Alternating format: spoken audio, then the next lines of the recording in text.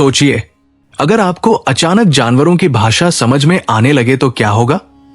अगर परिंदों की बातें, चींटियों की फुसफुसाहट और हवा की आवाज भी आपको कोई राज बताने लगे तो क्या आप यकीन करेंगे कि यह मुमकिन है?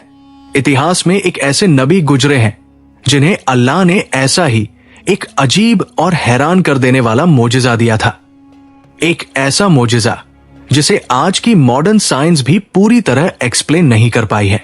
यह कहानी है एक ऐसे बादशाह की जो सिर्फ एक रूलर नहीं बल्कि अल्लाह के नबी भी थे।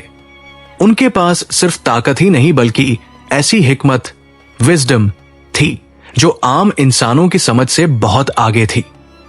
उनका नाम था हजरत सुलेमान अलैहिस्सलाम।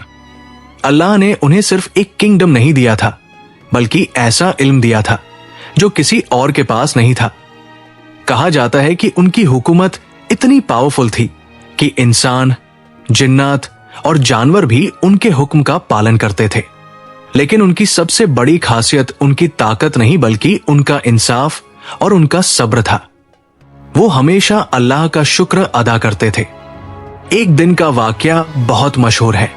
हजरत सुलेमान अलैहिस्सलाम अपने लश्कर के साथ एक सफर पर थे। उनके साथ इंसानों की फौज थी, जिन्नात की ताकत थी और परिंदों के झुंड थे। जब यह काफिला एक घाटी से गुजर रहा था तो अचानक कुछ ऐसा हुआ जिसने इस मोजिजे को दुनिया के सामने जाहिर कर दिया। उस घाटी में बहुत सारी चींटियां रहती थी। जैसे ही उन्होंने इतना बड़ा लश्कर आते देखा तो उनकी लीडर चींटी ने बाकी चींटियों से कहा, जल्दी अपने घरों में घुस जाओ, कहीं सुलेमान और उनकी फौज अनजाने में तुम्हें कुचल न दे। ये एक छोटी सी बात थी, लेकिन असली हैरानी की बात यह थी कि हजरत सुलेमान अलैहिस्सलाम ने यह बात सुन ली। उन्होंने उस चींटी की आवाज समझ ली। उन्होंने तुरंत अपने काफिले को रुकने का आदेश दिया, फिर मुस्कुराए और अल्लाह का शुक्र अदा किया कि उन्हें ऐसी समझ दी जो औरों के पास नहीं थी। जरा सोचिए, एक बादशाह जिसके पास इतनी पावर हो, वो चाहे तो ध्यान भी न दे, लेकिन उन्होंने एक छोटी सी चींटी की जान की भी परवाह की। यही उनकी असली महानता थी। इस मोजिजे का सबसे बड़ा लेसन यह है कि असली ग्रेटनेस पावर में नहीं बल्कि कैरेक्टर में होती है। जब इंसान को अथॉरिटी मिलती है तो उसका असली इम्तिहान शुरू होता है।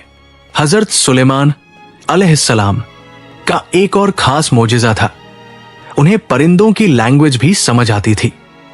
एक बार उन्होंने देखा कि उनका एक खास परिंदा हुदहुद, हुपो बर्ड, मौजूद नहीं है।